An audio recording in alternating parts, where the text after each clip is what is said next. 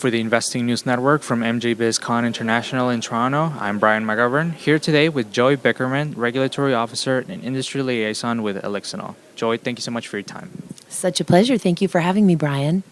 Joy, why don't we start with a bit of an overview of the hemp market in the U.S., obviously a big one. That's something that has seen quite an explosion with the passing of the Farm Bill.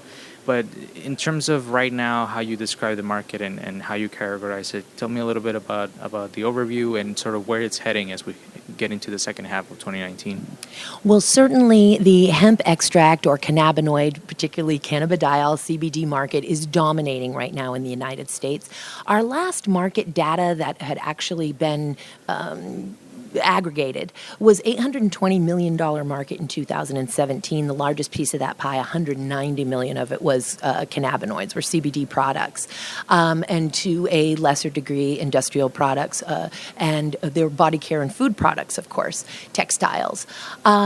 Now, that number has surged, has absolutely surged. In fact, the Gallup poll, which is one of the most prominent polling agencies in the United States, just released a poll that 1 in 7 Americans are taking hemp-derived CBD products right now. So this is truly amazing. Now, having said that, we're very grateful for the hemp extract market because it's what's bringing attention to the very many uses of this versatile, valuable crop. So people are learning about hemp's potential in industrial applications and for nutritional aspects based on the hemp extract. And I can't help but say that what are those uses? And we'll get into what that means for the market. But so human and animal nutrition, body care, nutraceuticals, pharmaceuticals, paper, textiles, biocomposites, building materials, industrial sealants and coatings, fuel, energy storage, and nanotechnology. I mean, the cannabis plant is really here to serve all of humanity's needs. So all of those markets will be available. Having said that, we lack infrastructure right now to process that valuable stock, to process that nutrient-dense seed. But one foot in front of the other, we are creating that infrastructure. And so those markets will certainly expand in the United States. But CBD is what's driving it. And it's fascinating because while many folks are very excited about and encouraged by the fact that we have such a potential to change the biosphere and the soil and heal the planet by using this plant for these industrial purposes, which, by the way, create superior products in very many ways by incorporating hemp. And while they're inspired by that, they're not totally motivated to make a change immediately. For example, to say, I'm going to vote with my dollars and tomorrow when I go to buy paper, I'm going to buy hemp paper. But when they have some soreness or where they have some anxiety or where they have some occasional sleeplessness, so on and so forth, and they take hemp extract and that pain, that discomfort, that anxiety is relieved, now that's solving an immediate problem for them and they are motivated to go right back and get more of that product. And you don't want to have to get too spiritual here on an investment show, but once hemp starts to be introduced in your life, your mind starts to change and you start to be attracted to more hemp products. So these markets will absolutely be growing, but hands down, hemp extract is dominating right now and creating, in fact, the revenue to invest in and create that infrastructure. Speaking in terms of the interest for these products, it feels like a lot of these U.S. cannabis companies are rolling out this lines of CBD, of hemp-derived CBD products, and a lot of analysts are very interested in the revenue from these products and whatnot. Can you talk about how significant it is that a lot of these products are starting to become available in these national retailers across the U.S. that, offer a chance for consumers to more easily pick them up and sort of feel more comfortable with them if maybe before they were sort of skeptical or whatnot, and how crucial it is in general that these products are more available in these retail stores? You hit the nail right on the head, Brian. It liberates folks when they see the mainstream stores starting to carry these products. So Bed Bath & Beyond a couple of months ago, that's a huge retailer, of course, of Bed & Bath products. They put out, ad nauseum, these huge glossy mailers we all get in the mail. And a couple of months ago, it came out, the back cover was CBD products at Bed Bath & Beyond. The back cover is where they put their coupon. And boy, were we like hemp CBD has arrived. It's now on the back cover with the coupon for Bed Bath & Beyond. Yes, it absolutely liberates folks and gives them permission. You know, the social engineering that went on, that goes on, that has been going on for decades, and the way it changes a person's mind so that they begin to police themselves around these ideas of hysteria, it really has been a very effective campaign for folks. So when they see these products on the shelves of mainstream markets, it gives them, as I say, permission. Oh, wow, it's okay now. Elixinol has its products in Safeways and other major grocery stores, and it's a fascinating development. Absolutely a huge part in changing the minds, or as I like to say, the social re-engineering of the American consumer and manufacturer and farmer.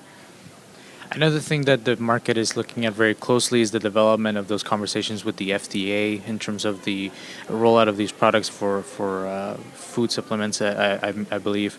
Can you talk a little bit about in terms of those conversations and how critical that is? And maybe even if you have an expectation or maybe a projection of when maybe we'll see the FDA get more involved with regulating these products and offering sort of a blank check in terms of like we vouch for these products with these rules. So it's such a loaded question because we want to stay cautiously optimistic. Certainly the FDA in their public statements are saying that they have heard their orders loud and clear. They've got their marching orders from Congress. Congress wants this product to be available in terms of as a dietary supplement and a food. We're talking about cannabidiol and cannabinoids as opposed to just a drug, a pharmaceutical. And they tell us that they understand that and that they are working very hard to create a regulatory framework. Two challenges there. One is the FDA is not moved by opinions, strong feelings, great stories, moving stories. They are influenced by data and research and science. Thank you, Prohibition. We don't have a lot of data and research and science. Although for cannabidiol, that body is getting pretty huge. So the FDA, as you may well know, just had a public comment period between May and mid-July of this year, collected over 5,000 public comments and lots of data, including data from companies like Elixinol through the U.S. Hemp Roundtable and the Hemp Industries Association that collected data through its members that sell large amounts of cannabidiol products. And so what we reported, the amount of products that were sold in conjunction with the amount of complaints and adverse events. By the way, there were zero. I'm talking millions of bottles of products of data that has been sent to these folks from different companies, to FDA from different companies, with not a single adverse event. And in Elixinol's case, for the largest category, and we've sold hundreds and hundreds of thousands, we just gave them a year's worth of data. Our largest category had 12 complaints, and they're interesting complaints like somebody took CBD and got a blister on their foot. I mean, clearly that's not a situation there. So FDA needs data. Number two, the challenge is that the FDA is no fan of dietary supplements, whether it's from a dandelion or a cannabis plant. So we're not taking it personally that we're cannabis and they're somehow picking on us. The FDA will pick on a dandelion if we're talking about dietary supplements. The wheels of bureaucracy move so slowly that even though they say that they are hoping to have draft regs, they'd been saying by the end of August, well, the end of August has passed, we're not seeing those. They were hoping that there would be something out there, so they said, so that the public comment period could start and final regs could be made. In the beginning, however, they were saying 3 to 5 years. And we wonder if it's going to be that 3 to 5 years, which is frankly will be untenable because the effect of the FDA issuing a guidance position, and that's all that it is. They've not issued a final determination or a final agency action, which would actually make their position more solid in legal terms. But right now it's just guidance because they haven't done the final agency action or the final determination.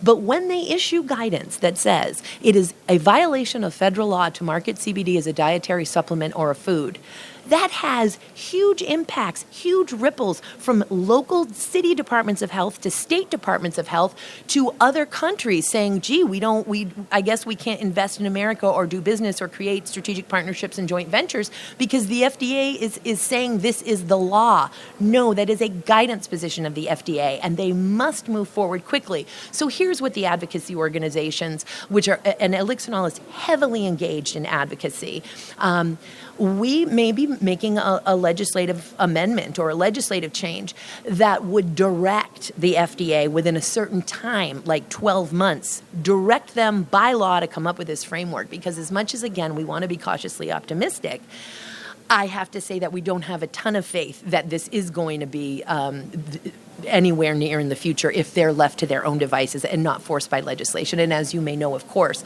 we have a tremendous support in the United States Congress. And in fact, the Senate Majority Leader, Mitch McConnell, and as we often say, you may have 99 problems with Mitch McConnell, but hemp ain't one. He is the Senate Majority Leader, and if he wants something to happen, it's more than likely going to happen. And so we hope that the FDA, left to their own devices, will do it, but we're willing to take some charge here if they don't. I see. Joy, well, thank you so much for your time and for all your answers today. You've been really helpful.